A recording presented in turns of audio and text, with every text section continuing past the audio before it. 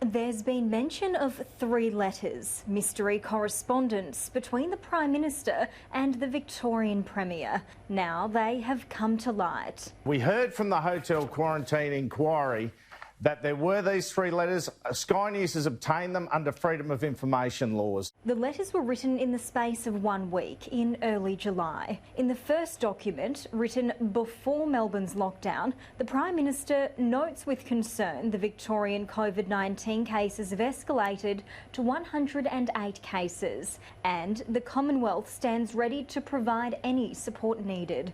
In the same letter, Scott Morrison writes, "I reaffirm the offer of the Commonwealth for on-the-ground support." A further letter from the PM to the Premier on July 6, and then on July 11, this even stronger letter. The July 11 correspondence reminds Daniel Andrews the remainder of ADF personnel he requested are available. The Prime Minister writing, "Given the escalating COVID-19 outbreak in Victoria, I recommend that you again consider further ADF deployment to Melbourne over the coming days."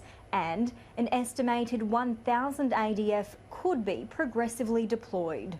It's emerged during the hotel quarantine inquiry that the state's Emergency Commissioner, Andrew Crisp, did request ADF troops. That was back on June 24. He rescinded the emailed request a day later. What is intriguing is that Victoria first asked for the 850, then didn't. Then as the numbers escalated, you can see the concern here from the Prime Minister. He is worrying, he's quite clearly worried from these words that things are getting out of hand. The PM also suggested pairing an ADF member with a Victorian police officer, a successful model used in other jurisdictions. He reminds the Premier it's critical to the containment of the virus that the now thousands of people in isolation and quarantine are carefully tracked.